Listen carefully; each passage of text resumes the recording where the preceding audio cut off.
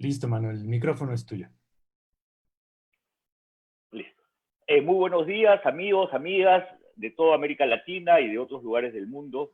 Bienvenidos a la Semana Latinoamericana por un futuro justo, inclusivo y sostenible, que se desarrolla gracias a la iniciativa Reactivación Transformadora en América Latina y el Caribe. Hoy día estoy seguro que todos vamos a compartir una muy rica sesión. Una sesión en donde vamos a pensar no solo en América Latina, sino en especial sobre su futuro. Un futuro que tiene un conjunto de elementos que ya sabíamos que teníamos que enfrentar, pero que obviamente se ha visto de una u otra manera dinamizado, espero que positivamente, por lo que va a significar nuestro tiempo post-pandemia. ¿Qué América Latina queremos ser? ¿En qué tiempo determinado? ¿Y con qué acciones concretas? Yo no voy a dar una charla, lo que voy a intentar es enmarcar lo que se va a discutir el día de hoy. ¿Qué vamos a discutir con nuestro ponente, un buen amigo, Carlos de Miguel, desde CEPAL, que luego lo introduciré, y luego en las distintas sesiones que continuarán a esta exposición de Carlos? Probablemente sea bueno compartir con ustedes dos o tres ideas fuerza sobre la agenda de América Latina. Primer elemento sobre esta agenda necesita ser una agenda que conecta y que integra. Y cuando me refiero a que conecta o integra, me refiero a varias ideas a su vez. En primer lugar, la agenda de América Latina para el futuro cercano y para el futuro de largo plazo tiene que conectar con aquello que la pandemia nos ha enseñado. Ese es un elemento central. No podemos pasar esta pandemia sin tomar lecciones que ella nos ha dejado. Muchas de las lecciones son dramáticas. Crisis económica, gente entrando a condiciones severas de pobreza, pérdida de empleo, economías detenidas y un conjunto de elementos que probablemente Carlos nos refiera. Pero a su vez, en positivo, nos ha enseñado que pandemias de esta naturaleza son causadas por el ser humano, son causadas por nosotros, porque está claro que las enfermedades de transmisión zoonótica tienen como origen la pérdida de naturaleza, el cambio climático, la pérdida de ecosistemas y hábitats por crecimiento desmedido de ciudades o frontera agrícola, comercio ilegal y comercio en general de fauna silvestre, pero a su vez condiciones de insalubridad que no hemos podido atender. Por lo tanto, cualquier agenda futura tiene que reconocer que si no enfrentamos estos orígenes, como dijo una buena amiga colombiana de UICN, lo único que estamos haciendo es subsidiando la próxima pandemia, que llegará más temprano que tarde. Pero también nos debe conectar con un elemento que es central, emergencia. Hasta antes de la pandemia hablábamos de la emergencia climática con mucha fuerza, pero hoy día podemos confirmar que eso era tan solo un título político, que realmente no hemos enfrentado la emergencia climática con acciones acorde a ella. CEPAL, a través de Alicia, José Luis Samaniego, creo que tú también, Carlos, han elaborado una muy buena publicación sobre la emergencia climática que vale la pena revisar. Y cuando vemos la pandemia, en cambio, sí nos damos cuenta que hemos actuado acorde a la emergencia. Algunos países mejor que otros, sí. Algunos países bien, otros probablemente no tan bien, pero aquí no estamos para hacer juicios de valor. Pero hemos tomado acciones muy, muy severas. Distanciamiento social, hemos detenido actividades económicas, hemos cerrado fronteras. Todo eso es o constituyen medidas acorde con una emergencia. Cuando uno trata de traslapar ese tipo de acciones a lo climático, vemos que ni un tipo de esas acciones hemos asumido para enfrentar la emergencia climática. No hemos modificado nuestros patrones de consumo, no hemos modificado nuestros patrones de producción, nuestro comportamiento sigue, como se dice en inglés, muy bajo el término de business as usual, es decir, seguimos actuando como veníamos actuando históricamente y no hemos reconocido que es ese accionar el que nos ha traído la emergencia climática. Pero también cuando hablo de conecta e integra, hablo de una agenda que conecta la salud, el clima, la naturaleza, la economía y la política. La agenda tiene que ser capaz de integrar esos elementos para tener éxito, para ser sostenible y para apuntar a un futuro. Segundo elemento que creo que es fundamental en esta agenda es tenemos que vincular la agenda de América Latina de hoy a una clara visión de futuro. Cuando pensamos en clima, Lamentablemente, por ahora, muy pocos países, en realidad creo que uno o dos, Chile es uno de ellos, ha elaborado su visión al 2050 como una economía decarbonizada y resiliente al cambio climático. Esa es una tarea pendiente para la región, porque es a dónde nos queremos conducir, hacia dónde queremos ir. Es muy difícil elaborar la agenda de corto plazo que no esté atada a la mirada de largo plazo. Por lo tanto, yo animo a todos los que están en este seminario virtual a que sean agentes activos para producir y construir esa visión al 2050, al 2030, la que sea necesaria para que las acciones tengan una clara mirada y un claro destino. Miren ustedes Europa. Europa que ahora aprobó su paquete de recuperación de varios miles de millones de euros, de los cuales 25 o 30% son climáticos, lo hace atado a lo que se llama su acuerdo verde, que tiene metas concretas de reducción de emisiones, de ser de emisiones netas cero de carbono al 2050, acciones vinculadas a biodiversidad, acciones vinculadas a la transición justa, entre otras. Es que no hay forma de construir la agenda sin esa visión. Por lo tanto, si bien es cierto, vivimos en crisis hoy día y la crisis se va a ver acentuada por la pandemia, América Latina va a decrecer en el PBI en alrededor promedio menos 8%, perdón, menos 8 puntos, no 8%, menos 8 puntos, con casos como el de Perú, mi país, en donde el decrecimiento puede ser de menos 17%, vamos a estar tentados a volver a lo que veníamos haciendo antes, porque encima no tenemos la visión construida. Por lo tanto, ahí hay un elemento fundamental. Contribuyan con la visión, construyan esa visión. Y tercer elemento tiene que ver ya con las acciones de corto plazo. Y seamos sinceros, hablamos mucho del Build Back Better. Un gran amigo, Julio Verdegué de FAO, tuvimos la oportunidad de conversar con él hace pocos días, decía, ya los países están asumiendo sus acciones concretas de recuperación económica. Probablemente es muy difícil hablar de paquetes en América Latina porque no hay el dinero para hacer paquetes extras. Con los pocos recursos que nos deja la pandemia, tenemos que pensar en la recuperación. Y lo que Julio decía con mucha certeza, con mucha seguridad, es que estos pocos paquetes que vemos viendo o estas pocas acciones propuestas de recuperación son tradicionales. Caminos, canales, represas, cemento, y hemos hablado mucho de volver a una nueva normalidad, a un mejor, al Build Back Better, pero no hemos sido capaces de poner sobre la mesa ninguna acción concreta. Si yo tuviese que abrir ahora a todos la participación y que me digan qué acción concreta tienen en la mano, valorizada, viable y probable, para sugerir al gobierno, probablemente aún nos quedemos todos en la generalidad, que me incluye. Claro, también hay que ser conscientes que lamentablemente muchas de las acciones que sabemos apuntan a la sostenibilidad todavía no han tenido el desarrollo político, legislativo o de probanza necesario y hay que seguir insistiendo en ello. O no se han desarrollado las condiciones habilitantes para que prosperen. Pero bueno, hagamos aunque sea acciones pequeñas. Empecemos este tipo de acciones.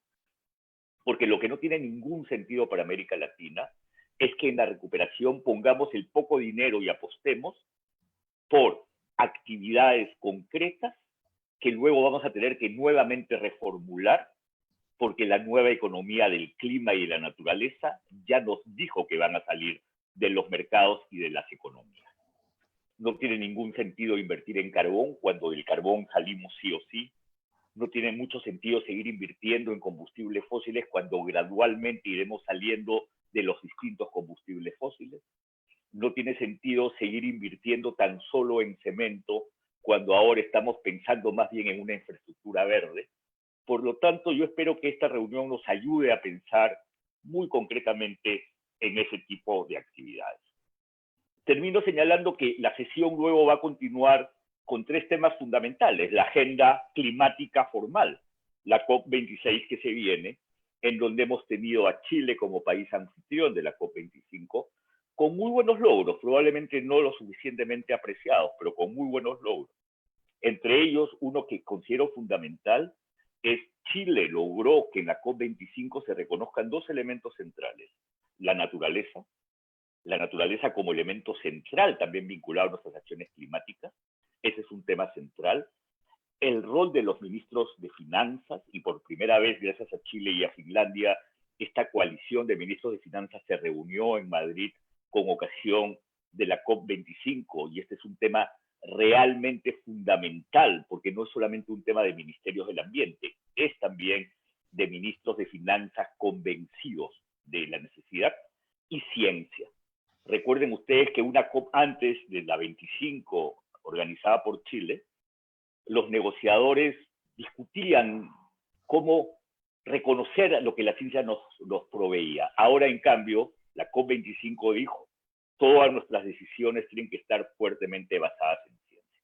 Por lo tanto, queremos que la COP26 nos ayude a recuperar esta esperanza en el proceso, claridad en el proceso, y a su vez dé una buena señal política de lo que se viene. Luego viene una discusión paralela del país que quiero, que me parece genial. Y como alguna vez un amigo me dijo en relación a un libro de la organización en la cual yo era el director ejecutivo, que era El Perú que queremos, un amigo de los Estados Unidos me dijo, es lindo el español, porque eso, el país que quiero o que queremos, tiene un doble significado. El significado del amor, del sentimiento, y el significado de la visión, de la aspiración, de a dónde queremos llegar. Entonces va a haber una linda discusión sobre ese país que queremos. Y terminaremos con discusiones sobre desarrollo rural. No quiero decir más, solamente quería enmarcar la discusión que se viene e introducir de manera muy breve, porque estoy seguro todos lo conocen, a Carlos de Miguel Alonso, que es un buen amigo, que trabaja en CEPAL, y en CEPAL es el jefe de la Unidad de Políticas para el Desarrollo Sostenible. Y estoy seguro que Carlos nos motivará en la discusión y nos ayudará a esa reactivación transformadora, que es el título de la iniciativa que nos ha llevado a esta Semana Latinoamericana por un futuro justo, inclusivo y sostenible. Muchísimas gracias de mi parte y Carlos, tienes la palabra. Muchas gracias, Manuel. Gracias por la invitación. Me quedé con el país que queremos. Si recuerdan, en la cumbre de Río +20, el documento que salió era el futuro que queremos. Y estamos todavía discutiendo sobre si vamos a hacer algún cambio para lograr ese futuro que queremos. Yo he preparado una presentación que tiene mucho que ver, en realidad la ha resumido muy bien Manuel, porque yo quiero abordar tres elementos. Uno, la realidad que tenemos en América Latina desde un punto de vista del desarrollo sostenible y una realidad que estaba antes de la pandemia y que en mucha medida expresa el modelo de desarrollo y que nos ha llevado a esa pandemia, que por cierto, la pandemia es un nuevo ejemplo, al igual que el cambio climático, donde no estamos escuchando a la ciencia. Los científicos ya habían advertido de la posibilidad de tener eventos similares al que nos está ocurriendo ahora y tampoco fue oído, lo mismo que la ciencia lleva 30 años advirtiendo del fenómeno del cambio climático y de la inminente urgencia de tomar acciones y no estamos tomándolas lo suficientemente en cuenta. El otro elemento que quiero abordar es precisamente lo que decía Manuel. Hay oportunidades para hacer las cosas de distinta manera y hay algunas cosas que podemos hacer en esta recuperación de la pandemia para no seguir la trayectoria previa. Y finalmente quiero hacer algunos alcances sobre la agenda internacional y también la agenda ciudadana que debemos tener en la región para lograr que esos cambios se produzcan.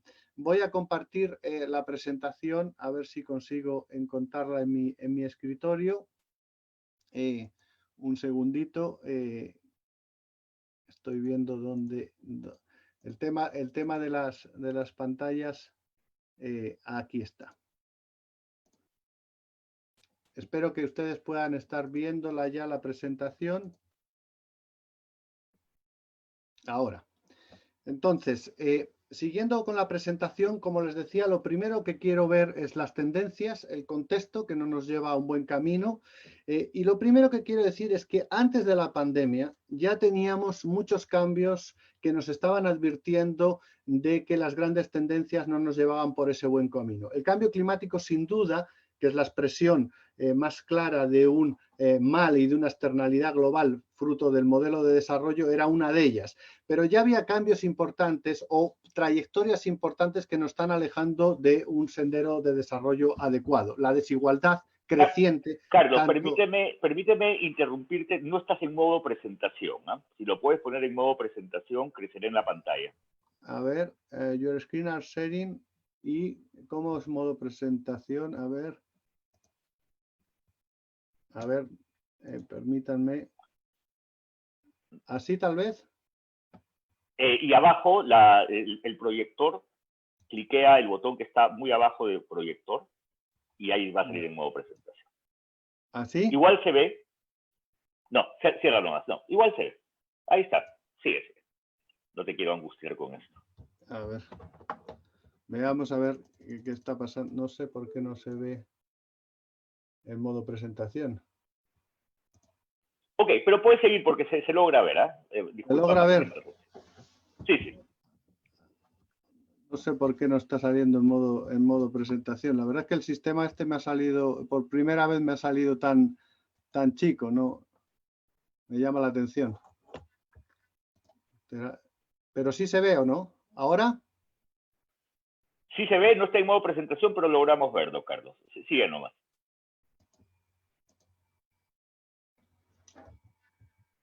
¿Ahora?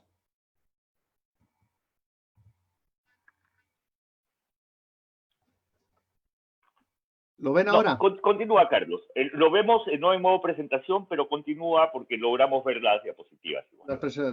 Una lástima. Bueno, entonces decía que en términos sociales, en términos ambientales y en términos económicos, la realidad del planeta antes del COVID ya no venía con unas trayectorias muy adecuadas. Desigualdad creciente, cambio climático creciente, procesos de cambio demográfico y migraciones precisamente alineadas en muchos casos con procesos de pobreza, procesos de conflicto, pero también por efectos del cambio climático importantes, un proceso geopolítico complejo donde se ve una mayor polarización de los bloques y un mayor proteccionismo, una búsqueda de la seguridad interna por encima de la resolución de conflictos o problemáticas en forma multilateral con un sesgo hacia el proteccionismo y por tanto todos esos cambios, eso ya estaba antes y el COVID lo que ha traído es precisamente un incremento de esas tendencias que teníamos entonces. Obviamente ha habido algunas luces importantes, Manuel mencionaba la política de la Unión Europea para recuperación verde, también ha habido algunos acuerdos precisamente para enfrentar el COVID, por ejemplo, la vacuna que se va a producir entre Inglaterra, México y Argentina para proveer a la región, pero efectivamente hubo un sesgo hacia soluciones internas que incluso al principio entre competencia entre países que no ayudaban precisamente a enfrentar un mal global, un mal común desde una óptica común entre todos los países. En términos de cambio climático, es importante señalar en las tendencias globales que el impacto va a ser fuerte, progresivo, creciente y que dependiendo de cuánto lo enfrentemos o cuánto tardemos en enfrentarlo, va a significar muchos puntos del PIB en pérdidas anuales respecto de un escenario base. Manuel mencionaba el 8 al 9%, que son los pronósticos que tenemos, de hecho, ahora en la CEPAL de pérdida de PIB para este año, que van a ser sin duda crecientes. El cambio climático, que además no se distribuye en forma igual en el planeta, a la región nos va a dar pérdidas equivalentes o incluso superiores a finales de siglo. Entonces, esas proyecciones económicas es importante que ya las tengan en cuenta porque si ahora estamos sufriendo dramáticamente por una realidad que es de choque, eso va a ser un efecto progresivo creciente del cambio climático en nuestra región. Y eso, en términos de la región, se ve y se relaciona con un montón de otras tendencias. La pérdida de biodiversidad es muy fuerte, es la región que más biodiversidad está perdiendo según el índice de Planeta Vivo. Los procesos de degradación y de erosión de tierras también son crecientes con los efectos que va a tener sobre la agricultura y todos estos efectos están interconectados. Si ven la lámina de abajo, la creciente expansión de la frontera agropecuaria está siendo a costas de los bosques de la región y ya hemos perdido un 9,4% de la superficie de bosques y los eventos extremos se están acelerando, que afectan considerablemente al Caribe y a Centroamérica, pero cada vez se están haciendo más dramáticos. Por tanto, este proceso de cambio se está viendo en variables físicas como no solo el cambio climático, la pérdida de biodiversidad, la degradación y eventos extremos que obviamente afectan a la calidad de vida de las personas. Aquí solo les quería poner una lámina para que vean la crudeza de la realidad del cambio climático en la región, y es la evolución de los glaciares en América Latina y el Caribe. Si ustedes ven, en prácticamente todos los países estamos perdiendo esas masas de agua, esos stocks de agua que son fundamentales para abastecer el sistema productivo y la calidad de vida y el acceso a agua potable y de ecosistémica de nuestros sistemas. Si perdemos el stock y por cambio climático además las precipitaciones se están reduciendo en muchas partes y está aumentando la temperatura, el efecto combinado es nefasto. Y estos son proyecciones ya documentadas por la ciencia desde hace tiempo que se están acrecentando. El otro elemento clave en la región que nos hace pensar en el modelo de desarrollo es que somos una región exportadora de materias primas. Es decir, básicamente dependemos de nuestra materialidad para nuestro desarrollo. Estamos consumiendo nuestro material tanto físico en términos de recursos minerales como de biomasa para alimentar nuestro modelo de desarrollo. Y si ustedes recuerdan, este sábado pasado salió la noticia de que ya nos habíamos consumido la capacidad de regeneración del planeta. Bueno, en muchos países de la región, si uno lo analiza en términos de país, eso se consumió antes. Y el COVID ha retrasado eso 3 semanas. Pero uno no puede plantearse tener 11 COVIDs para que volvamos a tener una capacidad de regeneración del planeta que nos dure un año en función de nuestro consumo. Por tanto, lo que hay que hacer es cambiar el modelo de consumo. El otro elemento que es importante en la región es que en la región todo este modelo de desarrollo está generando cada vez mayor conflictividad socioambiental y que también hay muchos procesos que están fuera de la ley, que son ilegales. Mencionaba Manuel el tráfico de especies, por ejemplo, que es uno de los elementos que está también relacionado con las enfermedades zoonóticas. Esos son elementos que tienen que ver con Estado de Derecho, fortalecimiento democrático en los países que también debemos enfrentar si queremos enfrentar los retos del cambio de modelo. La región, de hecho, es la más peligrosa del planeta para aquellos que defienden el medio ambiente, que muchos de ustedes precisamente son parte de este grupo. El último informe del Global Witness ya nos dijo que 2/3 de los asesinatos se produjeron en la región y la realidad es que las intimidaciones son fuertes. Y de nuevo eso está muy relacionado con el fortalecimiento institucional del Estado de Derecho, de los poderes del Estado que lleguen y enfrenten este tipo de problemática. En el área de las ciudades la situación tampoco es mucho mejor, aparte de los problemas de saneamiento, acceso a agua potable, tugurios. Precisamente todo lo que ha mostrado el COVID es la realidad que teníamos en América Latina, que a veces se estaba tapando por buenas cifras macroeconómicas. En la realidad de base, la realidad es que hay muchas personas todavía sin acceso a agua potable, sin acceso a saneamiento básico, con ciudades que están con niveles de contaminación por encima de estándares de la Organización Mundial de la Salud, con un porcentaje gigante de empleo informal, y todo eso obviamente son elementos que teníamos estructurales antes que hay que cambiar. Si uno analiza las tendencias, la realidad es que ni los países desarrollados, ni nosotros, ni los menos desarrollados vamos por buen camino.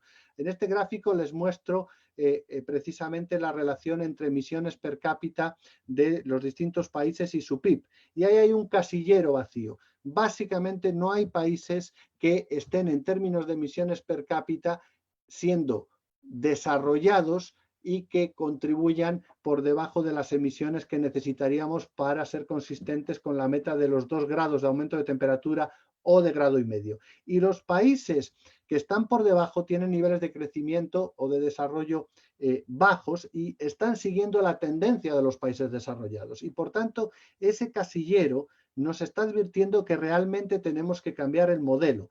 En los países desarrollados y en función de las responsabilidades comunes pero diferenciadas, también en los países en desarrollo. Y en esta Carlos, lámina... de nuevo te interrumpo ahora, discúlpame, porque ahora sí no están pasando tus slides. Yo veo en la pantalla el slide 3. Yo creo que estás con 2 pantallas. Tienes que moverte a la otra pantalla donde está tu presentación, porque estoy seguro que nos estás hablando de otra diapositiva. Discúlpame porque no quiero estar interrumpiéndote. Sí, estoy en una sola pantalla. y no estoy, no, efectivamente estoy, Bu- tal vez voy a parar la pantalla y voy a volver a compartir. Dale, sí, quizás es lo mejor, porque nos hemos quedado en la diapositiva, hay grandes tendencias que definen la actual globalización. No, ya ha pasado un montón. Sí, Voy a volver a compartir. discúlpame, discúlpame porque estás No, en no, todo el gracias por periodo. avisarme. Ahora sí, déjalo ahí porque ahora sí la vemos bien y estás en la pantalla correcta. Diapositiva 3. Ok, ¿Ahora se ve? perfectamente, ahora estamos. Entonces les voy a pasar las imágenes muy rápidas. Ahí están los efectos del cambio climático que les mencionaba. Ahí están las grandes tendencias en pérdida de biodiversidad, deforestación, degradación y cambio en los eventos extremos. Esta es la lámina tan importante de la pérdida de glaciares que la ciencia nos lleva documentando. Aquí tenemos el efecto neto de la balanza comercial física de América Latina para que vean qué tanto importa desde un punto de vista de la dependencia que tenemos precisamente de nuestros recursos naturales físicos en la región. Ahí tienen la gráfica sobre precisamente tanto actividades legales como conflictividad creciente fruto del modelo. Aquí está la lámina de los defensores, la lámina de las emisiones y estaba aquí en esta lámina del casillero vacío. Creo que esta lámina es un resumen muy claro que básicamente lo que nos dice es ni los países desarrollados ni los países en desarrollo van por un buen camino en esa relación de crecimiento y emisiones per cápita en el planeta. Si nosotros queremos ser consistentes con la meta de 1,5 grados o 2 grados de aumento de temperatura, realmente tanto los países desarrollados como nuestros países van a tener que cambiar el modelo. Y eso, en términos prácticos, en esta lámina significan dos cosas. O bien no crecemos, que es lo que ha pasado con la pandemia del COVID, donde ha habido una caída del crecimiento y claro, se han notado en algunos momentos menores emisiones, mejora de los ecosistemas, pero obviamente eso sabemos que tiene un efecto importantísimo sobre en consecuencias sociales, o bien simplemente cambiamos las cosas de hacerlas, la manera de hacer las cosas y descarbonizamos o cambiamos nuestra intensidad carbónica e energética en la forma en que hacemos las cosas. Y esa segunda opción es posible y la segunda parte de mi presentación irá así. El otro elemento importante que no quiero dejar pasar es que ese cambio de modelo también afecta al cambio de modelo de asentamientos humanos en América Latina y el Caribe. De hecho, en esta lámina lo que se relaciona es cuán compactas, cuán densas son las ciudades y su componente de emisiones. Y por tanto, ciudades que se extienden, que no se organizan, que no son planificadas, el uso del espacio sin planificación también es un componente importante en el cambio de modelo que necesitamos. Ahora, como les decía, yo creo, y en la CEPAL estamos trabajando en documentar posibles buenos cambios para hacer las cosas de distinta manera. El primero que quisiera mencionarles es las soluciones basadas en la naturaleza. Está claramente documentado y estamos trabajando en algún documento de que ahora podría haber políticas interesantes de empleo para recuperación, para desarrollar soluciones basadas en la naturaleza que no solo van a ser buenas en el efecto de corto plazo para la recuperación, sino que van a ser un win-win a largo plazo. Por ejemplo, replantar manglares.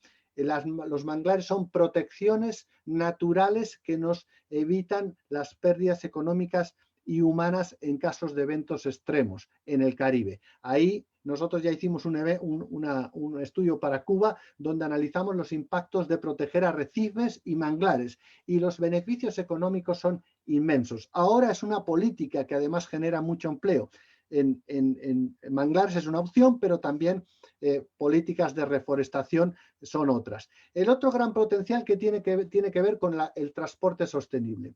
En la región tenemos un parque, primero una necesidad gigante de transporte público y transporte sostenible. La mayoría de la población, entre el 70 y el 80%, usa el transporte público y eso hay que mejorarlo. Bien. Una opción que varios países están tomando es pasarse a la electromovilidad. Lo está haciendo Chile, Costa Rica y otros. Pero generar la cadena productiva que genere todo desde el recambio, en muchos casos más barato, de autobuses como los que existen ahora a autobuses eléctricos, más allá de la mera importación, va a hacer generar un nuevo sector productivo o va a transformar sectores que ya tienen México, Brasil o Argentina de producción de autopartes, y eso va a generar no solo empleo, sino va a generar un sector productivo para la electromovilidad. Y ahora mismo, dependiendo de los contratos, los tiempos y demás, ya ese sector, los costos de propiedad de un autobús eléctrico ya son más baratos que los tradicionales a gasoil, que es el reflejo de esta lámina. En general, los cálculos que ha habido para 4 o 5 ciudades que tenemos documentados reducen el costo un 20%. Y por tanto, si se desarrolla además el sector, son políticas win-win en todos los sentidos. El otro elemento tiene que ver con el desarrollo de energías renovables. Ya las renovables que van a permitir precisamente abastecer a ese transporte o a esa minería del futuro, esa minería verde abastecida con energías renovables, ya tienen costos globales más reducidos o que están en fase competitiva con la producción de energía por hidrocarburos. El otro elemento que nos parece fundamental tiene que ver con el desarrollo de una bioeconomía de alto valor agregado. La región, básicamente, si ven en esta lámina, en verde, exporta biomasa en términos de poco valor agregado, la soja, por ejemplo, de Argentina, de Uruguay, o la carne, exporta minerales, el rojo en esta lámina, algunas manufacturas, particularmente maquila en Centroamérica, algunos países del Caribe y particularmente México, pero tiene poco componente de bioeconomía de alto valor agregado. ¿Y eso qué significa?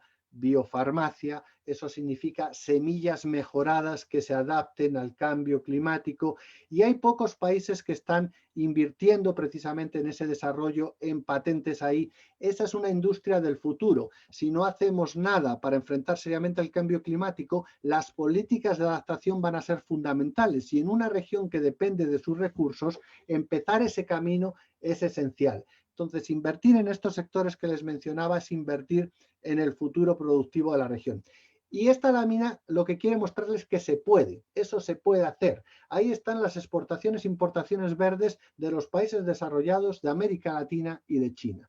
China era un importador neto de tecnologías verdes y ahora es un exportador neto de tecnologías verdes. América Latina sigue sin producir, sigue sin insertarse. Entonces, en ese nuevo cambio que nosotros necesitamos hacer para producir de una manera distinta y consumir de una manera distinta, también hay que insertarse en esos sectores productivos para no ser meramente dependientes. Y ese es el ejemplo de que es posible hacer con políticas decididas hacia algunos sectores específicos. El otro elemento que quiero mencionar para terminar esta parte de potencialidad es que eso no es posible hacer estos cambios sin buena gobernanza, sin Estado de Derecho y sin esas instituciones capaces, habilitantes para avanzar en ese camino. Y ahí hay una relación entre Estado de Derecho y desempeño ambiental, y curiosamente los países con mejor Estado de Derecho son aquellos que se comportan mejor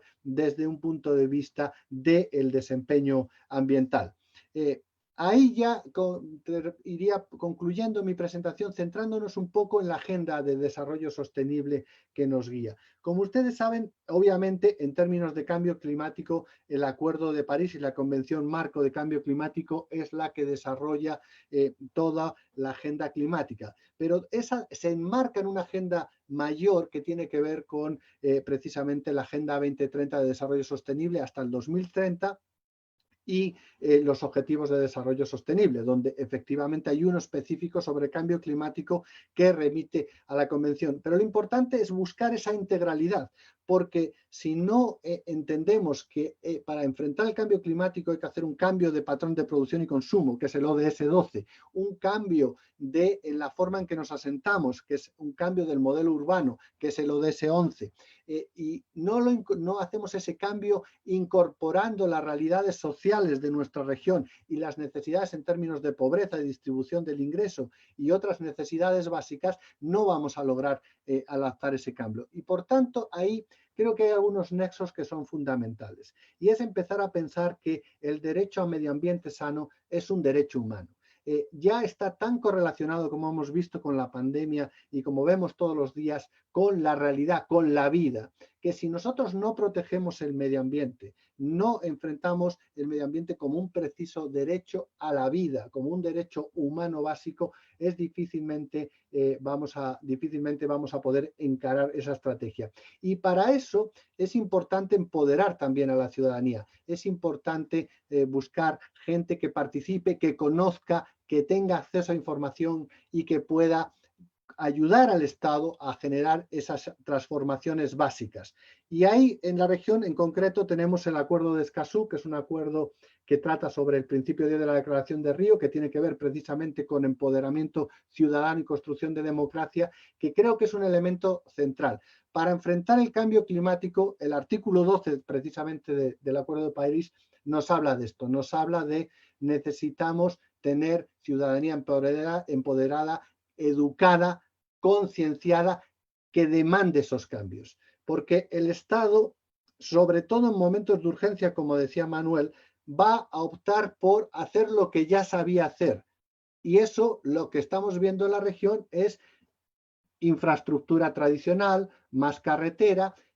La urgencia también está presionando para que haya unos fast tracks en los sistemas de evaluación de impacto ambiental para hacer lo que ya hacíamos y tratar de avanzar en crecimiento económico olvidando algunos aspectos sociales y ambientales. Y por tanto es necesario que la gente también entre en esa toma de decisiones y demande que actuar ahora es necesario para que lo que tenemos ahora no se repita en el largo plazo. Y por tanto, más democracia, más mejor economía y más justicia y Estado de Derecho son elementos centrales. Para ir concluyendo, yo les diría que el multilateralismo y el regionalismo y buscar estas soluciones desde las bases, desde la ciudadanía, son elementos fundamentales. Manuel ha mencionado que Chile ha avanzado efectivamente, hizo una nueva contribución nacional determinada, que les invito, por cierto, a revisar porque tiene una curva de costos marginales de abatimiento donde se demuestra que hay muchas oportunidades de negocio que son beneficiosas desde el punto de vista económico y buenas desde el punto de vista de reducción de las emisiones. De hecho, está avanzando en su ley de cambio climático, pero también es importante destacar que en muchísimas contribuciones nacionales determinadas de América Latina y el Caribe se estableció o se relaciona básicamente el nexo entre la lucha al cambio climático y la conexión con los derechos humanos. Y creo que ese elemento de empezar a pensar en el derecho al medio ambiente sano como derecho humano básico y como elemento que hay que proteger si nosotros queremos garantizar el desarrollo sostenible como condición necesaria es fundamental. Ahí nosotros en ese trabajo pueden ver en el observatorio del principio 10, que es uno de los observatorios que tenemos en la CEPAL y vamos a lanzar uno sobre contribuciones nacionales determinadas, pueden ver precisamente esas correlaciones. Para concluir, solo decirles, todos esos cambios, las tendencias no son buenas, las oportunidades son importantes. Estamos en un momento donde la urgencia no deja en muchos casos pensar que hay buenas oportunidades y uno tiende a hacer lo que ya hacía, pero lo que ya hacía no se estaba haciendo bien y eso no nos va a permitir hacer el cambio que necesitamos. Cambio climático y otros procesos como la degradación de biodiversidad son procesos realmente urgentes.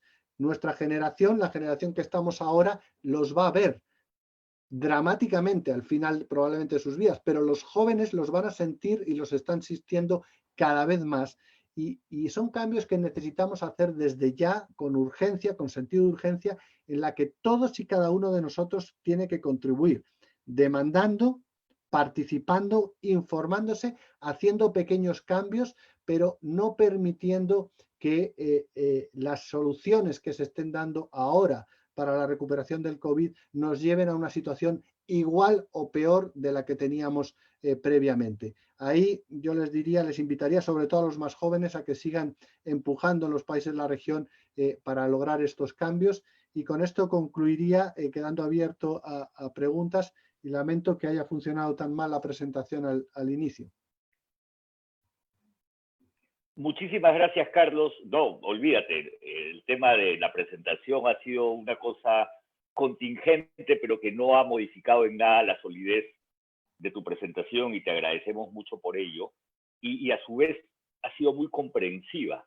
Y eso creo que es muy bueno porque estamos hablando de la agenda de América Latina. Permíteme tomar algunas de las ideas fuerza porque creo que van a ayudar mucho a las siguientes sesiones del día de hoy. Y creo que una primera idea importante que tú has mencionado es que el COVID nos ha desnudado. Y eso es importante reconocerlo. Teníamos una seguridad. América Latina andaba caminando con seguridad, ¿no? En sus lógicas y de desarrollo.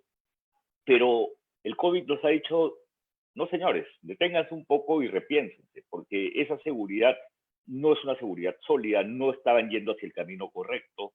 Y las tendencias, como dices tú, porque tu última frase es genial, las tendencias no son buenas, pero las oportunidades son inmejorables. Eso es lo que nos está dejando el COVID como mensaje. El COVID nos desnuda, pero a su vez nos muestra hacia dónde van las oportunidades. Y también mencionaste un tema del PBI y América Latina y cambio climático. Y aquí hay un mensaje bien importante. La pérdida de PBI por COVID es temporal. Es temporal, vamos a sobrepasarlo. Demorará, en el peor de los casos, algunos consideran 3, 5 años, ¿no? Recuperar las economías. Pero si las recuperamos con el modelo que teníamos antes del COVID, o si no hacemos nada climático, esa pérdida del PBI que está en este muy buen libro que vuelvo a recomendar leer de CEPAL, esa pérdida sí es estructural. Sí. Esa pérdida sí es estructural y hay un gráfico muy bueno en ese libro que muestra lo que significaría la pérdida al 2030 y al 2050, y si no me equivoco, al 2050 la pérdida es casi de 25% del PBI perdido. Efectivamente, dependiendo de la subregión, puede ser hasta el 30%. Así es, y esa sí es una pérdida estructural. Esa es una pérdida de la fortaleza de las economías permanente, y creo que ese es un elemento a tener en cuenta. También mencionaste lo que significa el sobrepase, la sobreutilización de los recursos que se acaba de anunciar ahora en agosto, efectivamente con un par de semanas de retraso frente a lo que era lo habitual. Sí. Pero lo mantenemos, incluso en el distanciamiento social lo mantenemos. Imagínense cuando volvamos, ¿no?, a integrarnos socialmente, vamos a volver a adelantar. Por lo tanto, eso también nos tiene que dejar una enseñanza.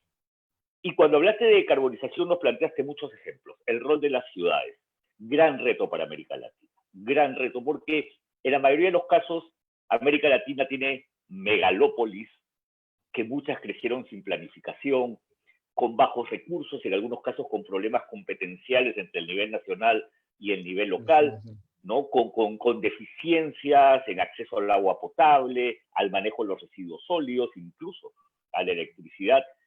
Pero aún en esas dificultades es posible repensar y reformular la agenda de América Latina. Pero para eso hay que pensar, por ejemplo, en la electrificación del transporte. Ese es un tema central. Algunos países han avanzado más que otros. Chile incorporó 220, creo, buses a su flota Transantiago, ¿no? Y cuando uno mira la cantidad de placas de rodaje para vehículos eléctricos emitidos en Colombia, es más alto que en muchos otros países de la región. Perú está muy atrás en ese sentido. Y la electrificación del transporte es un elemento central. Y yo siempre repito, Carlos, que si además no tomamos medidas de ese tipo, nos vamos a convertir en el basurero de la tecnología obsoleta. Porque si ya sabemos que ciudades en Europa han decidido salir de los vehículos de combustión interna en un año determinado, lo que va a ocurrir es que esas flotas antiguas de vehículos de combustión interna van a acabar en nuestros países. Por lo tanto, no queremos ser el basurero de nadie, queremos ser alguien que apunta hacia el desarrollo. Y disculpen que sea duro con ese término, pero eso es lo que va a ocurrir, porque efectivamente ya ocurre. China trata de exportar tecnología obsoleta que quema carbón para producir energía al sudeste asiático. Esa es una tendencia natural de aquellos que cambian los procesos tecnológicos hacia mejor y aprovechan de aquellos que no hicieron el cambio. Por lo tanto, ahí hay una obligación de cambiar. Y mencionaste soluciones basadas en naturaleza, fundamental. Pero recuerden que no toda intervención en la naturaleza es una solución basada en la naturaleza, ¿no? El concepto de solución basada en naturaleza hay que considerar que ha evolucionado políticamente, que como se dice en inglés ha ganado tracción, y esa tracción llevará a que se precise mucho qué cosa es una solución basada en naturaleza, y que por lo tanto utilicemos formas de medir, formas de reportar, y que eso se ha visto favorecido por el estándar que ha sacado la Unión Mundial para la Naturaleza, y en ese sentido vale la pena felicitar a la COP25, que logró que por primera vez el concepto de soluciones basadas en naturaleza esté en un texto del debate climático para lo que se llama el Standing Committee on Finance, y eso es bueno. Y la COP26 ha anunciado eso como una prioridad. América Latina tiene mucho que ofrecer en soluciones basadas en la naturaleza. Y claro, la electrificación de la economía es un elemento central. Y termino y te doy unas palabras o unos minutos para que cierres también, Carlos, con algo fundamental: el derecho a un ambiente sano, los derechos humanos. Río 92 dejó una pista muy sólida que los países han logrado felizmente caminar hacia incorporar en su legislación, en sus marcos constitucionales, muchos de estos derechos.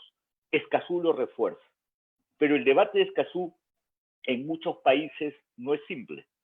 En el Perú el debate a veces llega a los niveles de absurdo, ¿no? Como que Escazú implica ceder soberanía o regalar porciones del territorio. Y eso es absurdo. Escazú lo que hace es consolida y a su vez genera más competitividad. Un acuerdo como el de Escazú, que uniformiza reglas en la región, nos da más competitividad como región e implica una buena práctica y una práctica saludable hacia el desarrollo. Y un elemento que uno nunca puede dejar de mencionar, porque a veces lo olvidamos, es siempre vamos a actuar con más eficacia y eficiencia en democracia. La democracia es un elemento esencial del desarrollo. Y lamentablemente la democracia se está viendo amenazada, Carlos, con populismos, ¿no? Severamente amenazada con populismos y negacionismo.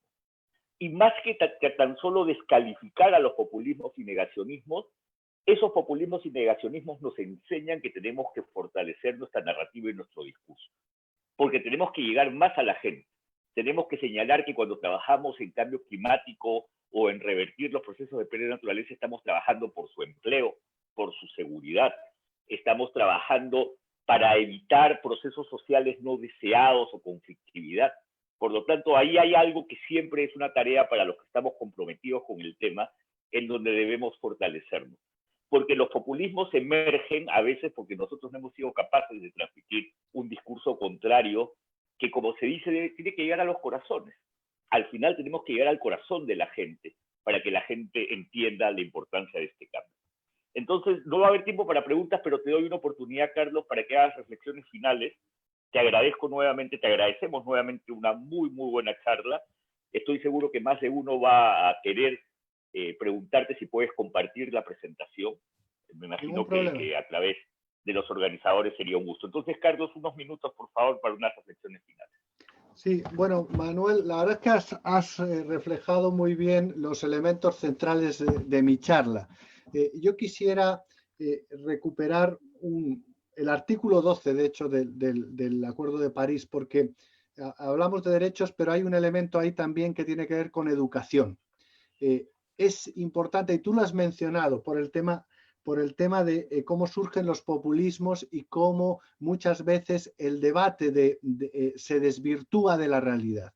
La ciencia nos está advirtiendo hace mucho tiempo los temas de cambio climático, los temas de pérdida de biodiversidad, pero no se logra permear a la realidad de las personas que entiendan que eso es enfrentar esos problemas, tienen que ver con ellos y tienen que ver con ellos ahora y tienen que ver con ellos en el futuro, porque cuando uno tiene un proceso, por ejemplo, de desertificación y no hay agua, eso va perdiendo capacidad productiva agrícola y eso se transforma en menores empleos y eso se transforma en emigración a la ciudad y en la emigración se generan polos de subdesarrollo con precariedad urbana y se genera inseguridad y genera conflictividad.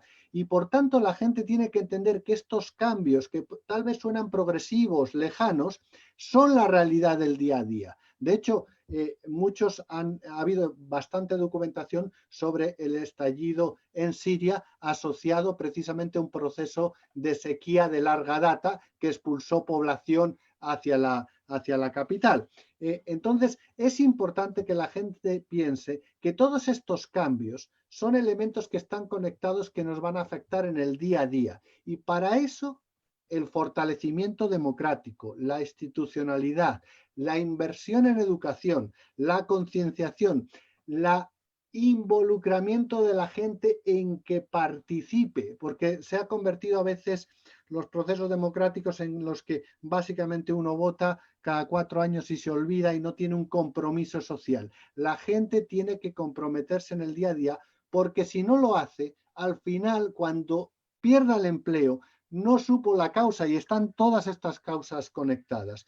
Y por tanto, el cambio climático, uno lo ve así, no es un problema, como no está difuso en el espacio, lo siente lejano. Pero cuando uno ve que el glaciar que tiene arriba está desapareciendo y todos los veranos cada vez hay menos agua, o que si ve las precipitaciones y se lo enseñan en forma simple y ve la realidad y la hace cercana, es cuando se da cuenta de que también está en su mano actuar y también está en su mano demandar.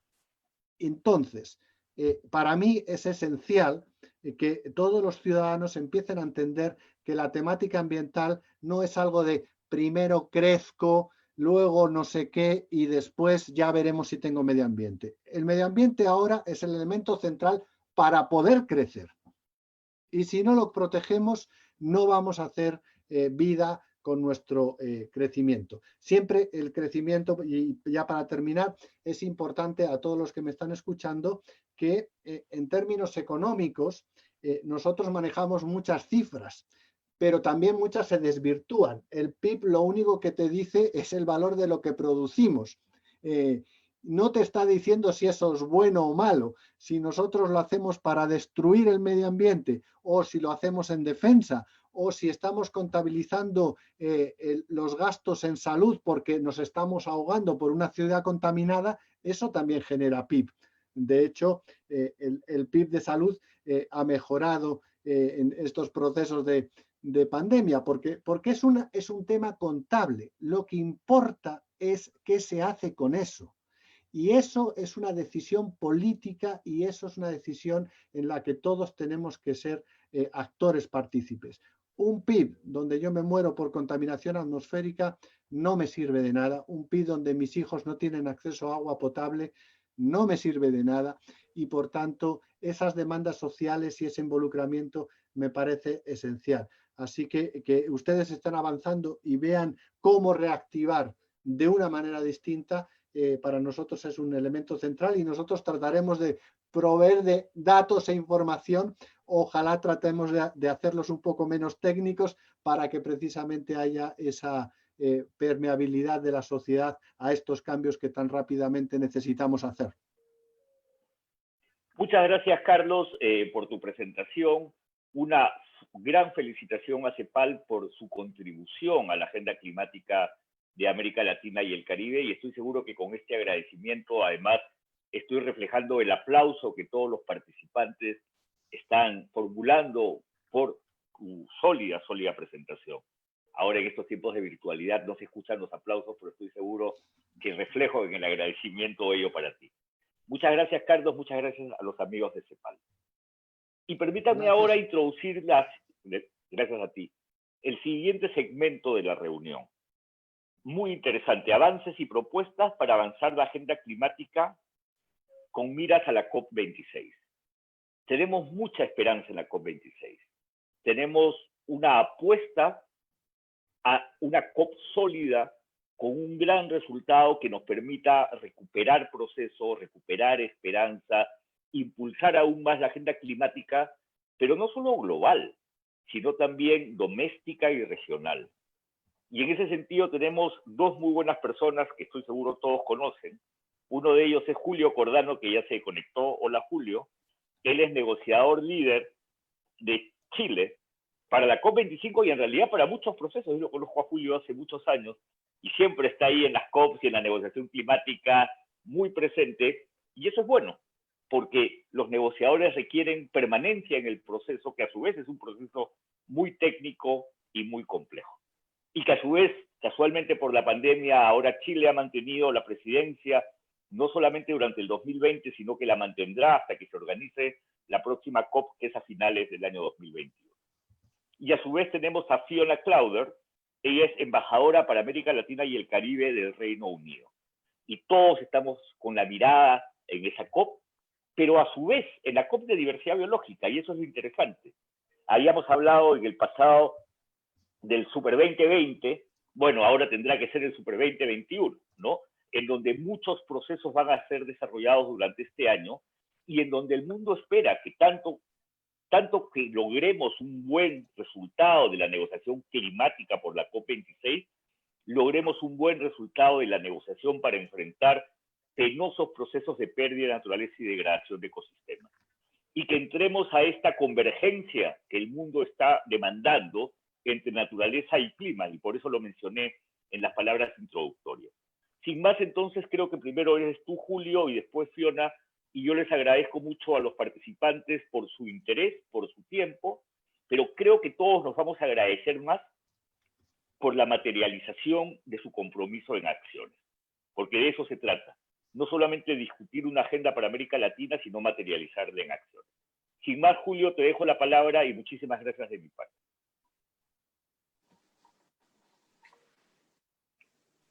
Hola a todos, bienvenidos a esta sesión Avances y propuestas para continuar con la agenda climática de cara a la COP26. Están con nosotros, puedo verlos en el chat, si es que pudieran prender sus videos, se los agradecería. Fiona Clauder y Julio Cordano. Buenos días. Buenos días, Fiona, buenos días, Julio. Buenos días. Esta sesión está pensada para generar un espacio de actualización e intercambio en torno a los desafíos y procesos para continuar con la agenda climática multilateral. Como comentó Manuel Pulgar Vidal, hubo una postergación a raíz de la pandemia del proceso durante aproximadamente un año. No tendremos COP este año, entonces hay desafíos, se requieren procesos probablemente bastante más complejos para continuar con las negociaciones de carácter multilateral y también para dar respuesta rápida y eficaz a la crisis o caos climático que ya estamos experimentando. Quisiera presentarme, mi nombre es Carla Mas, yo soy asesora para América Latina y el Caribe de la red global Climate Action Network. CAN brevemente es una red de organizaciones de la sociedad civil que trabajan de manera articulada para dar seguimiento al proceso multilateral sobre cambio climático y abogar por la justicia climática, la transición justa, tanto a nivel internacional como a nivel nacional. Como comentaba Manuel, para esta sesión tenemos la fortuna de contar con la presencia de protagonistas de los procesos asociados a la COP25 y COP26, que son las reuniones anuales de los países. COP es el acrónimo de Conferencia de las Partes, la que sucedió el año pasado en Madrid. También tuvimos ahí una situación en la conferencia que inicialmente iba a ser en Chile, y la COP26, que es en el Reino Unido, pospuesta de este diciembre al noviembre del próximo año.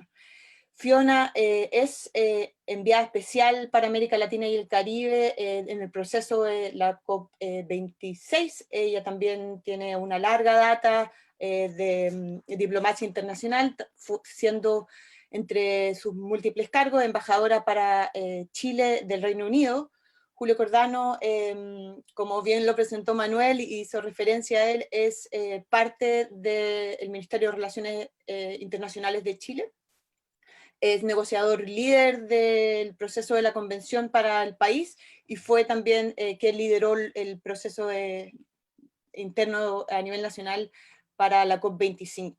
Así que quería darle las gracias a ambos por estar con nosotros en esta sesión. Es un gusto tenerlos acá y bueno, muchas gracias por su tiempo y su presencia. Antes de dar inicio a este espacio de intercambio, quisiera compartir brevemente con quienes nos están escuchando algunos elementos básicos de la dinámica de esta sesión. Tenemos algún grado de atraso en la agenda, así que vamos a tratar de apretar un poco la planificación. La idea es que yo pueda dirigir una pregunta general a nuestros dos invitados, luego una pregunta específica que hemos planificado para ellos, considerando sus roles y bueno, el lugar de donde se sitúan. y posteriormente es de nuestro interés invitar a toda la audiencia a la plataforma menti.com, con la idea de que la tercera pregunta emerja de una forma participativa y democrática en función de los conceptos que podamos escribir a través de esa plataforma. Luego los voy a invitar a ello. Tenemos que ser súper eficientes con los tiempos porque tenemos aproximadamente 35 minutos para toda esta sesión. Le pido muchas disculpas a Julio y a Fiona por el atraso. Entonces, para no tomar más tiempo, la primera pregunta dirigida a ambos tiene que ver con el contexto actual y con uno de los sentimientos que emerge con fuerza a raíz de la pandemia del COVID-19, y es que es precisamente la necesidad de avanzar hacia sociedades más justas y más equitativas. Eso lo vemos no solamente a nivel interno de los países, sino que también a nivel internacional. Teniendo ese marco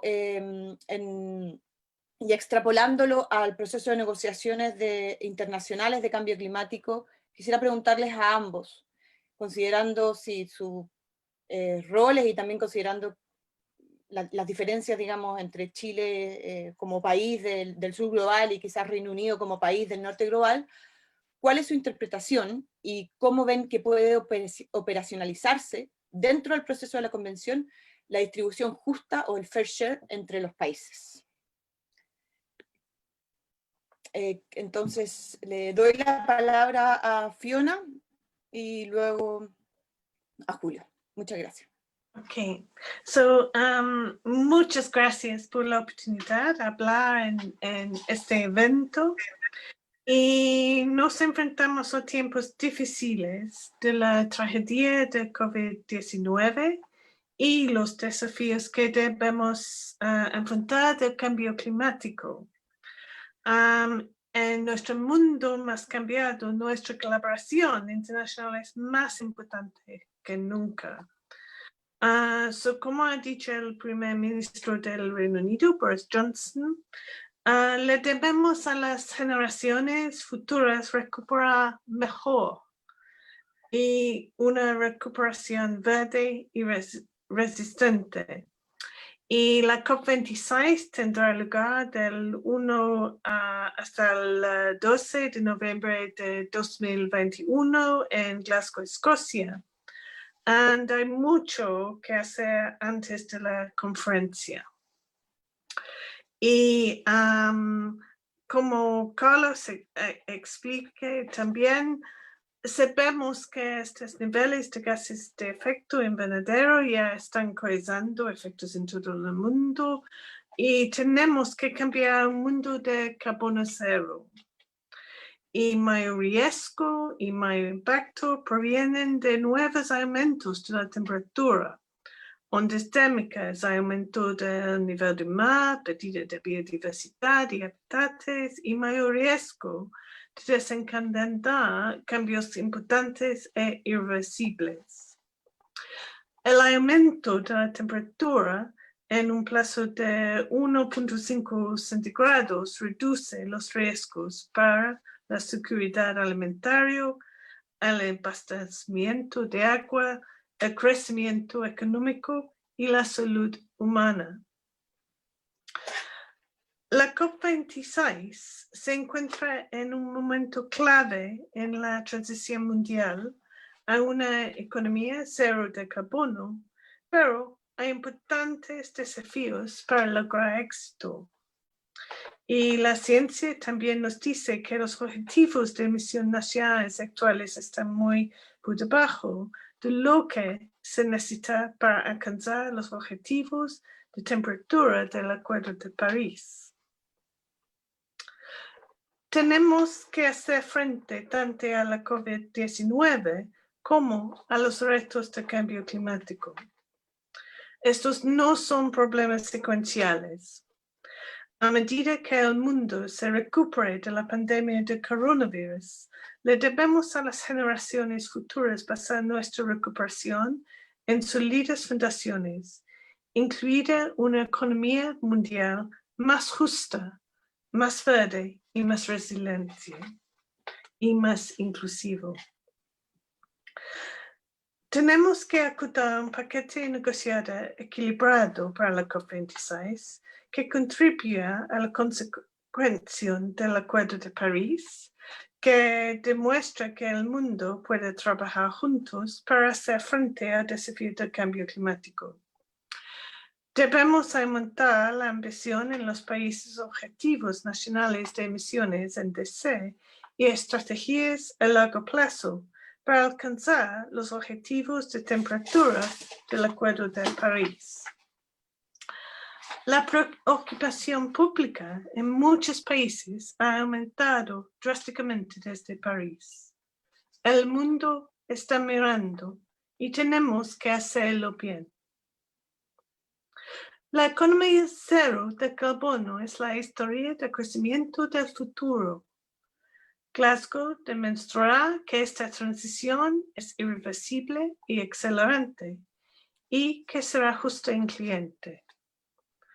Promoveros una recuperación limpia y resistente que creará un crecimiento sostenible y empleos, a tiempo que abordaremos los problemas urgentes y vinculados de la salud pública, el cambio climático y la pérdida de la biodiversidad.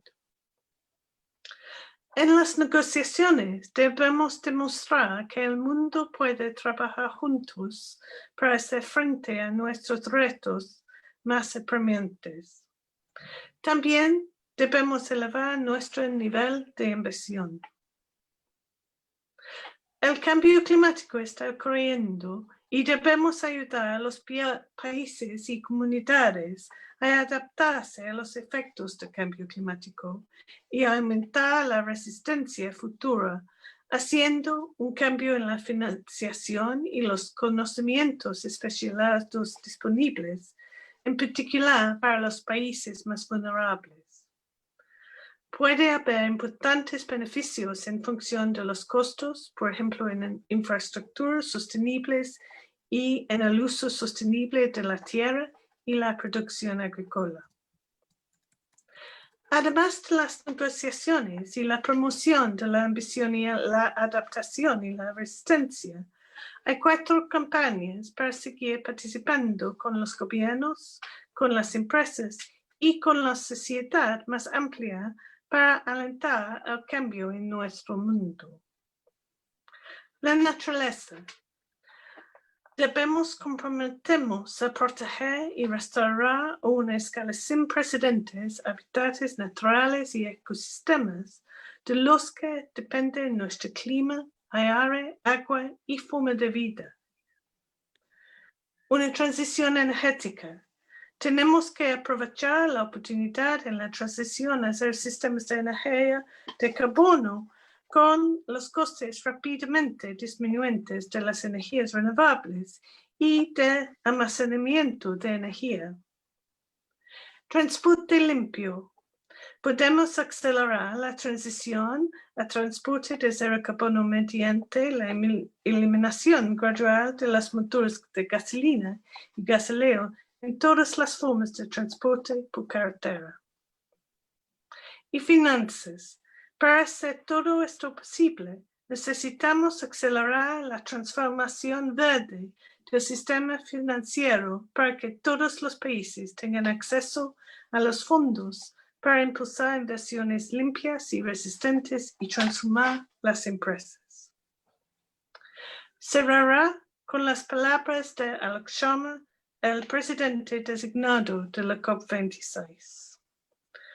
A medida que nos recuperamos de la pandemia de coronavirus, le debemos a las generaciones actuales y futuras basar nuestra recuperación en sólidas fundaciones, incluida una economía mundial más justa, más verde y más resistente.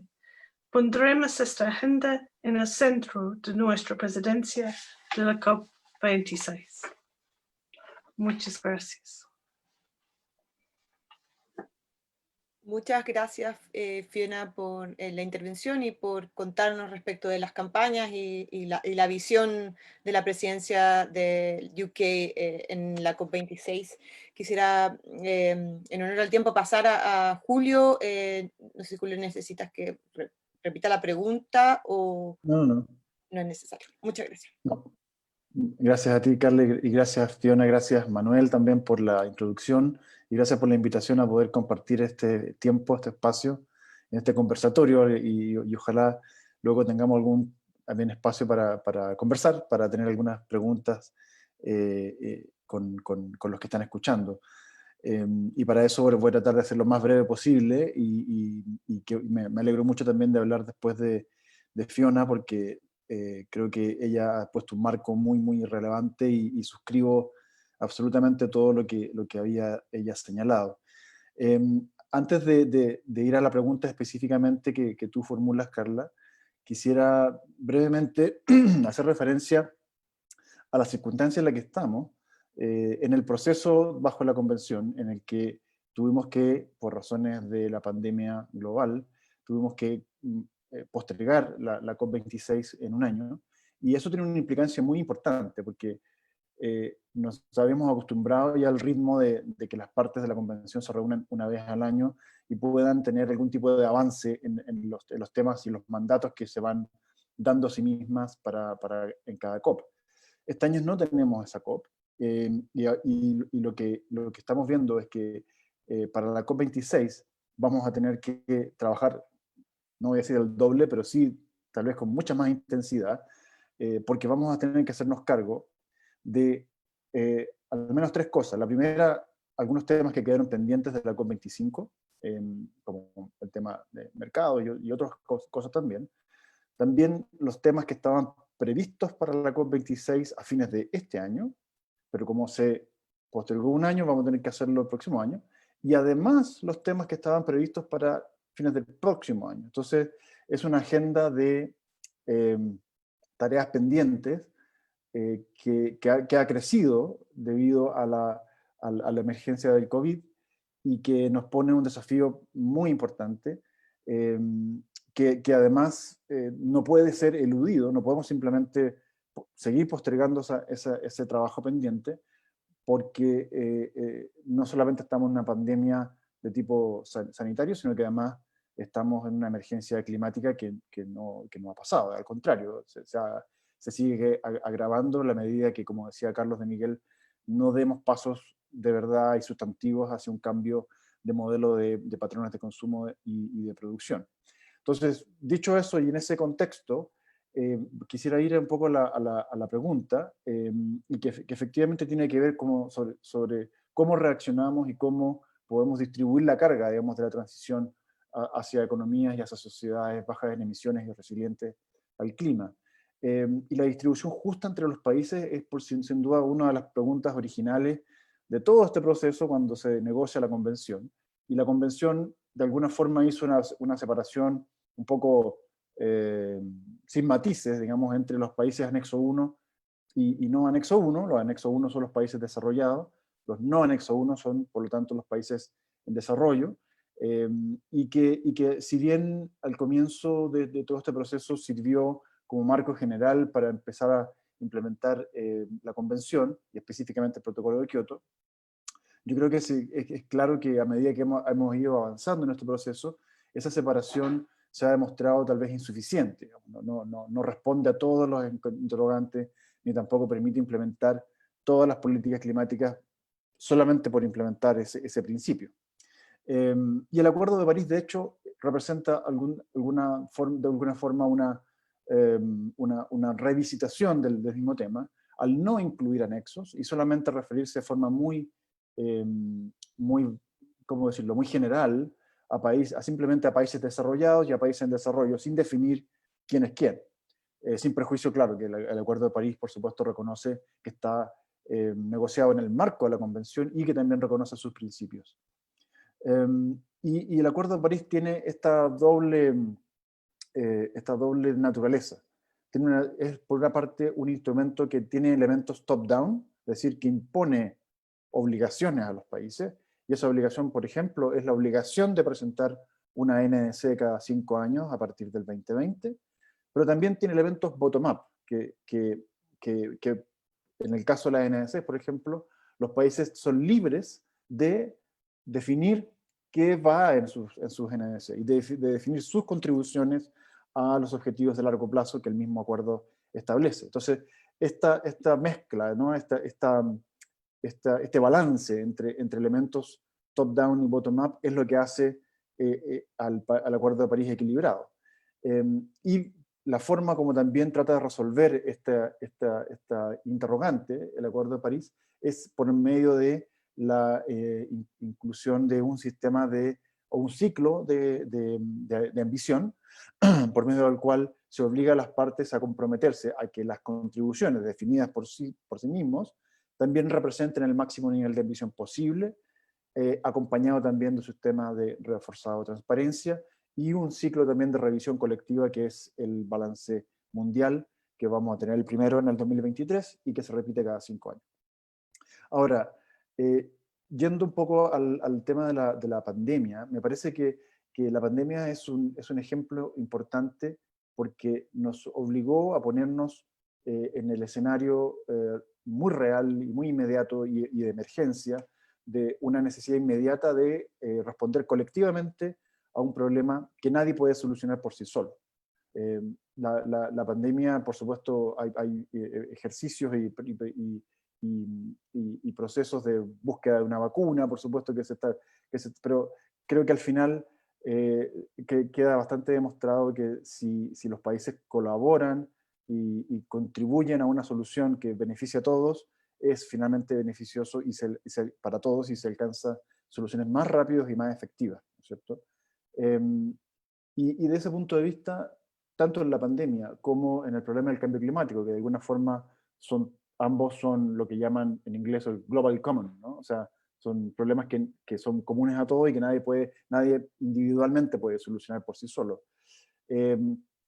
Para ese fin, solamente lo único que se requiere son marcos normativos que sean claros y predecibles en los pasos donde cómo se puede hacer llegar esa contribución para este objetivo común y global. En el caso del Acuerdo de París, en el caso del cambio climático tenemos el Acuerdo de París como marco normativo y de hecho hoy día estamos, digamos, en el año donde se empieza a implementar el Acuerdo de París y lo que las COP tienen que lograr es tener una claridad absoluta en las normas de implementación y en cómo los países van contribuyendo a través de sus NDCs para cumplir justamente con los objetivos de largo plazo.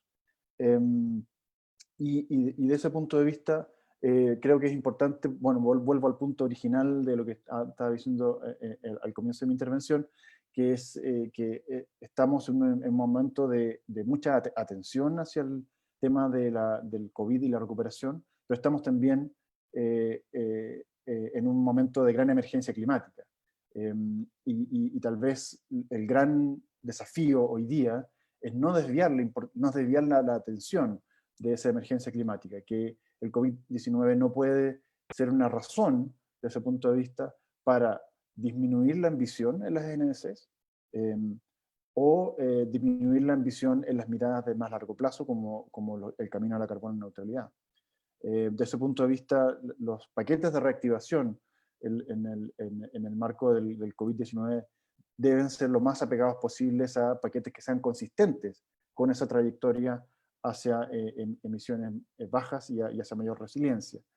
En el mejor de los escenarios, o tal vez en una mirada realista, estamos pensando que el COVID-19 podría tener un horizonte de salida, un horizonte de solución que va entre el próximo año y 2 o 3 años más, donde ya tal vez alguna vacuna sea rápidamente distribuida y aplicada en las poblaciones del mundo.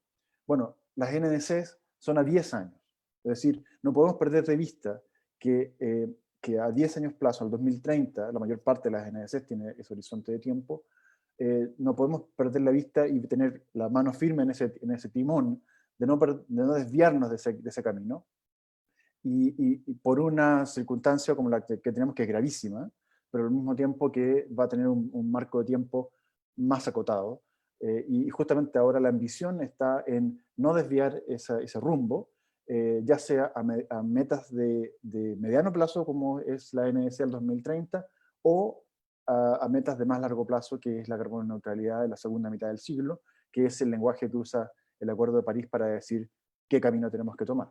En el caso de Chile en particular, es justamente lo que estamos haciendo. El paquete de reactivación tiene un componente muy importante de consistencia con la carbono neutralidad, y la NDC que presentamos, la presentamos en el medio, digamos, de la pandemia, lo cual es una señal muy fuerte de parte de Chile de querer justamente mantener el rumbo, de comprometernos con mayor ambición hacia el 2030, pero también, como la misma NDC lo señala, mirando la NDC como un punto intermedio hacia una mirada de más largo plazo y que apunta a tener emisiones netas cero hacia el 2050.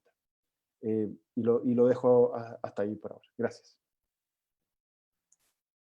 Muchas gracias, Julio, por tu respuesta comprensiva y también por entregar una serie de elementos y marcos que estimo sí, interesante compartir con la audiencia. Yo quería reforzar que las organizaciones que somos parte de la organización y gestión de esta instancia, creemos efectivamente que la agenda climática no debe posponerse y que los procesos de reactivación económica son de hecho, una oportunidad para entrarle fuerte a esa agenda y para establecerla como un elemento estructurante de los procesos de desarrollo hacia los objetivos que plantea el Acuerdo de París, en este caso la descarbonización neta al 2050. Yo quería tomar uno de los elementos de tu intervención y también en relación a lo que Fiona nos presentó inicialmente para dirigirle la siguiente pregunta a Fiona, y que tiene que ver con esta agenda abultada de la COP26, donde efectivamente quedan asuntos pendientes para cerrar el libro de reglas del Acuerdo de París, está el mandato propio de la COP26 y una serie de otros temas claves y complejos como financiamiento climático de largo plazo.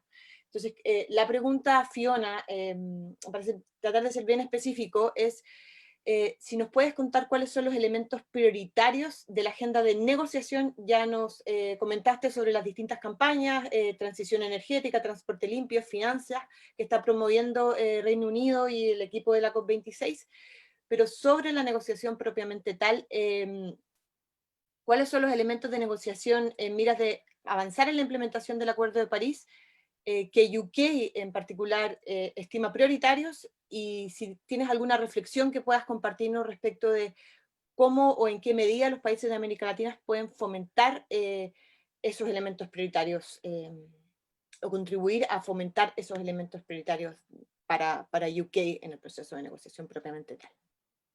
Okay.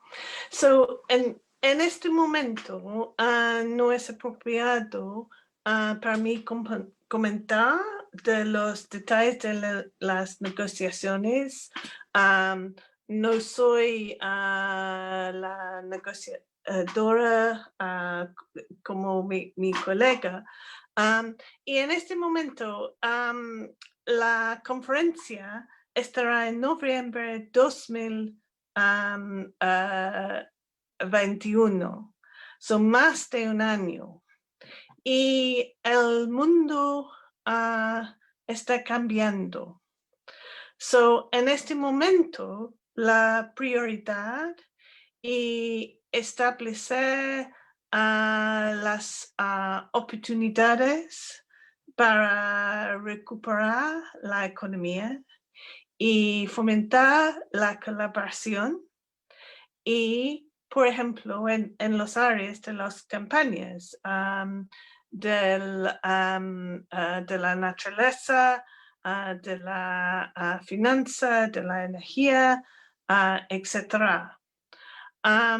Y para mí es muy interesante que Carlos dijo en la sesión anterior la importancia por la región trabajar juntos. So para mí tengo una pregunta, que es, y disculpen mi español, ¿cómo es la potencial por la región y cómo facilitarlo?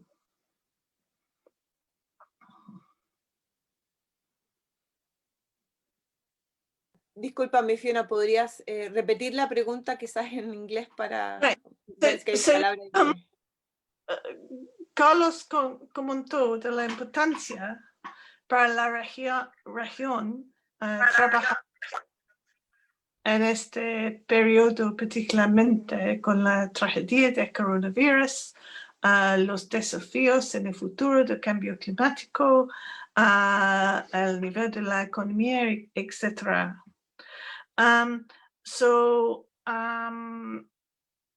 ¿Cómo son las oportunidades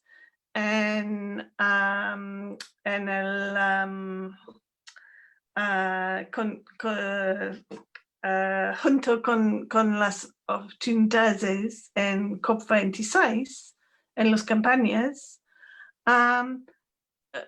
¿Cuál es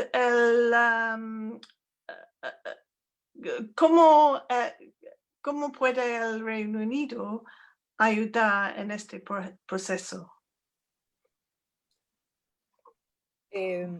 Bueno, planteas una pregunta sumamente interesante. Yo no me siento ni en el título ni en la capacidad tampoco de poder responder, pero sí creo que a lo largo de los 3 días dentro de esta Semana Latinoamericana por un Futuro Justo, Sostenible e Inclusivo, vamos a poder tener algunas pistas que eventualmente podamos hacer llegar a ti o al equipo de Reino Unido sobre cuáles podrían ser algunos caminos, vías o formas en relación a estas campañas que menciona, o quizás algún otro mecanismo para América Latina.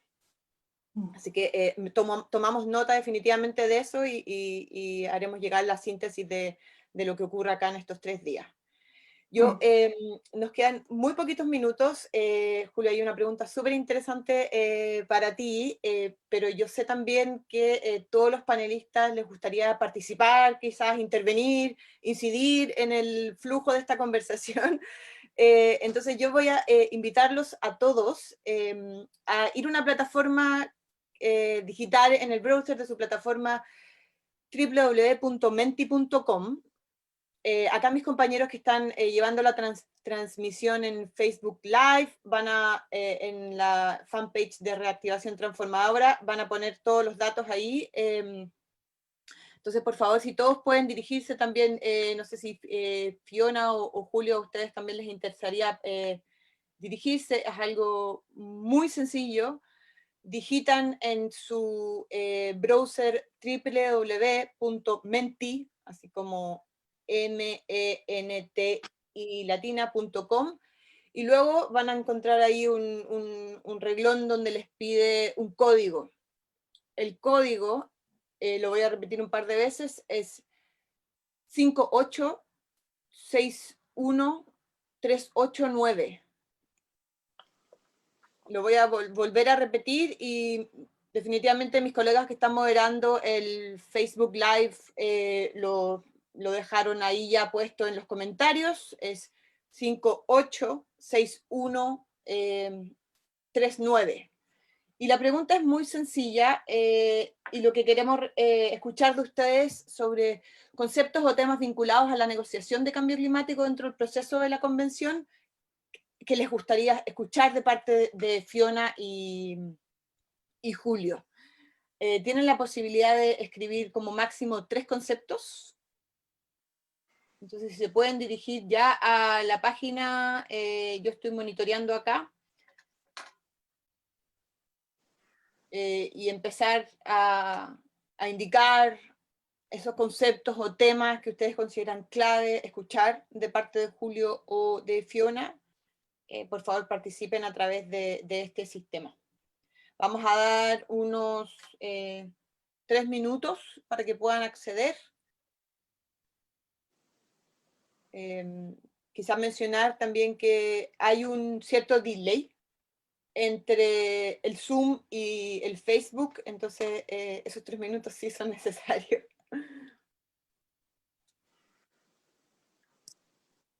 Carla, tal vez si aprovechando este tiempo, no sé si puedo tal vez comentar un poco reaccionar un poco a lo que decía Fiona. Definitivamente. Sí. Un par de puntos nada más. El primero es un poco sobre la pregunta sobre las prioridades de la COP26. Vuelvo reitero, digamos, que hay efectivamente una una agenda muy, muy cargada, y yo creo que sin duda hay elementos que se pueden destacar, sin perjuicio de lo cual creo que una de las grandes lecciones que nosotros como Chile sacamos de la COP25 es que las prioridades y el éxito finalmente de la COP depende de los países mismos, ¿no? Los países mismos son los que van poniendo los temas, y se puede hacer ese seguimiento claramente. Sin perjuicio de eso, yo creo que en la COP26, a diferencia de la COP25, vamos a tener la oportunidad por primera vez de tener NDCs que están empezando a implementarse, y hay un llamado a tener nuevas NDCs al 2020, que yo creo que en muchos casos van a presentarse en el 2021, pero eso en el fondo es una manifestación de qué nivel de ambición estamos teniendo. Y eso va a tener un impacto muy importante en la COP26, el nivel de ambición finalmente que logramos reconocer. Y por lo tanto, ¿cuál es la brecha que falta? Que es una cosa que también se reconoció en la COP25. Y el otro tema grande, importante y sin duda habilitador es el tema de las finanzas. Tú mencionaste el tema de finanzas climáticas, que creo que es un universo en sí mismo, y es una cosa muy política, pero también muy técnica, que realmente para meterse en esa discusión hay que tener ciertos conocimientos previos, pero me parece muy, muy relevante para el éxito de la COP26 también. Y Fiona preguntaba por cómo podemos colaborar y cómo podemos desde América Latina dar una mirada constructiva, y que creo que es justamente un desafío muy, muy relevante. No hay que olvidar que América Latina no es un grupo negociador, la GRULAC no es un grupo negociador, pero crecientemente se ha visto que hay una convergencia muy importante en temas relevantes para la región. Mencioné finanzas, la región creo que después de todo tiene una posición bastante homogénea en temas de finanzas, sobre todo finanzas de largo plazo, pero en temas muy relevantes para las negociaciones como adaptación o como la importancia de la naturaleza en la respuesta al cambio climático, han sido elementos donde la región ha tenido un rol muy, muy importante en la introducción de esos temas y en la valorización del rol que pueden jugar en las negociaciones. Así que yo creo que sobre esa plataforma podemos seguir colaborando, y mostrar cómo América Latina y el Caribe sí pueden seguir siendo actores relevantes y centrales en el proceso.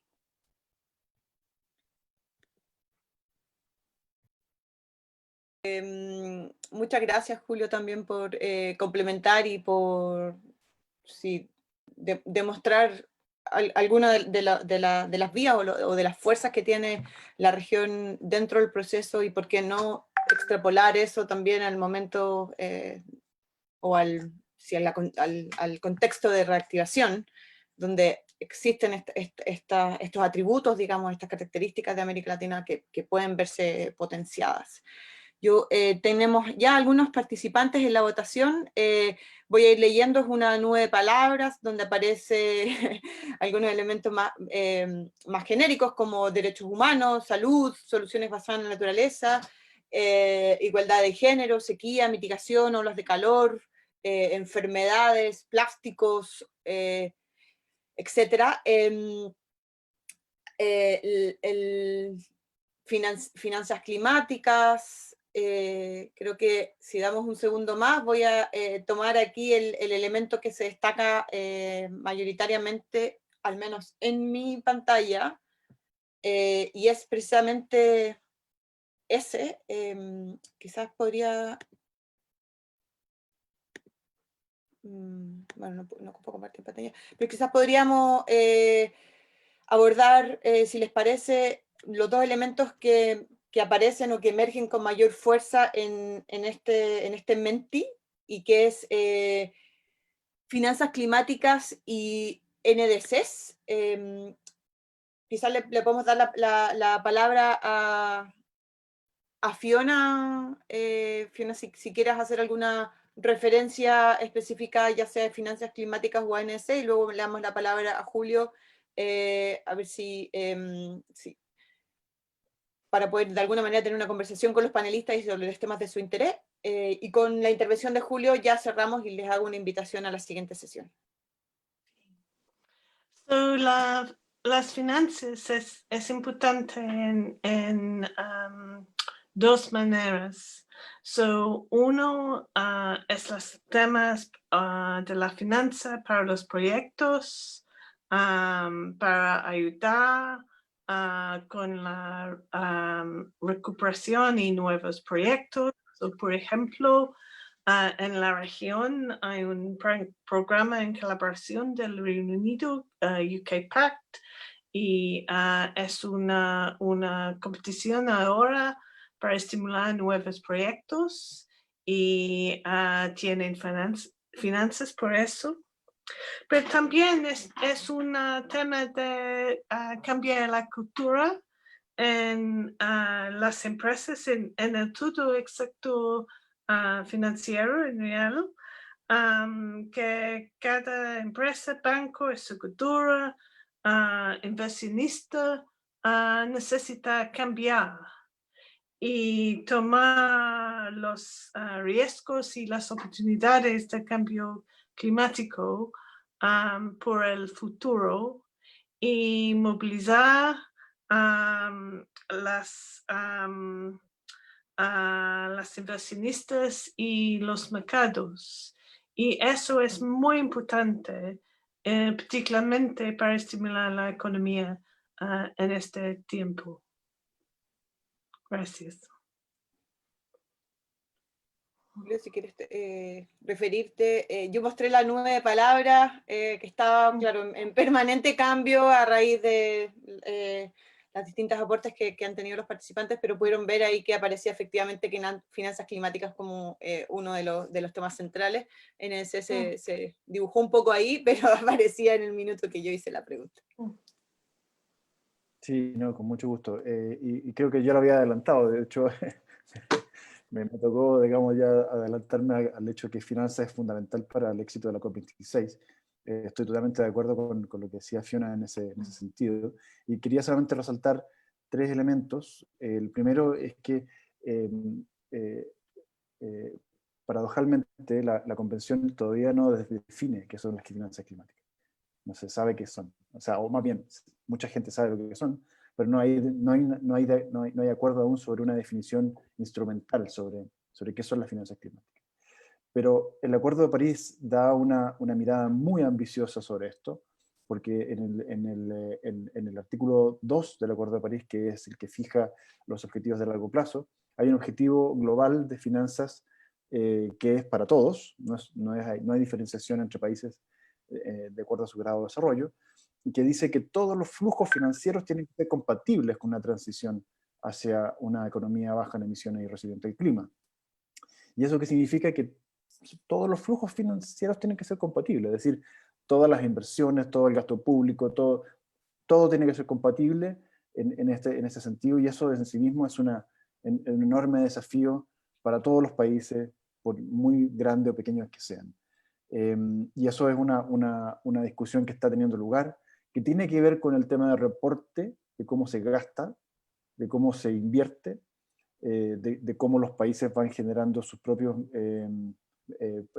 presupuestos públicos, de cómo los países desarrollados implementan sus políticas de cooperación al desarrollo, de cómo se identifica o se marcan aquellos fondos que van para ayuda a los países en desarrollo para sus políticas climáticas, etc.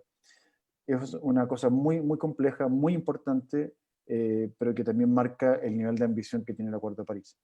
La otra cosa, el segundo elemento que quería mencionar, es que en Glasgow se va a dar inicio a un proceso sumamente importante, muy político también y muy técnico, como son todos estos temas, en que se va a revisitar el objetivo el objetivo de movilizar 100.000 millones de dólares al año a partir del 2020. Eso,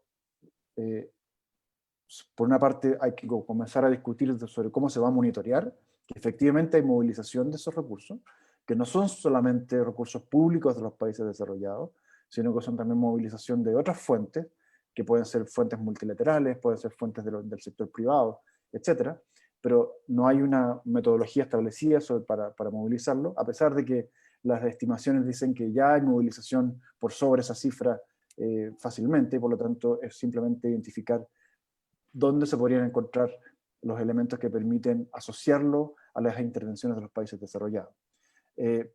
Pero además en Glasgow se va a empezar a discutir una nueva cifra colectiva de los países desarrollados sobre un piso de 100.000 millones de dólares y que tiene que ser definida antes del 2025. Y eso es tremendamente relevante también como una señal de confianza en el sistema, como una señal de que efectivamente el dinero está fluyendo, de que los recursos están, que existen, y que los países, sobre todo los países en desarrollo, pueden planificar sus acciones para enfrentar el cambio climático con ambición y con decisión, y yendo justamente donde más se necesita desde un punto de vista social, atendiendo las necesidades de la gente.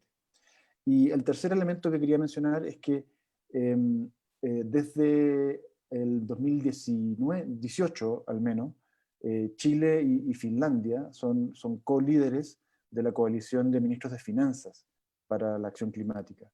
Y eso ha generado una discusión muy interesante. Hoy día esa coalición está compuesta por más de 50 países, el Reino Unido es parte de ella también, y eso también ha generado una discusión muy interesante porque ha permitido incluir la dimensión climática en la lógica de los ministerios de finanzas, que siempre ha sido un desafío y que siempre, bueno, usualmente se ha visto como contrapuesto, ¿no es cierto? El crecimiento económico representado por los ministerios de finanzas, con la protección ambiental y con la sostenibilidad, identificado más bien con una visión más asociada a los ministerios de medio ambiente.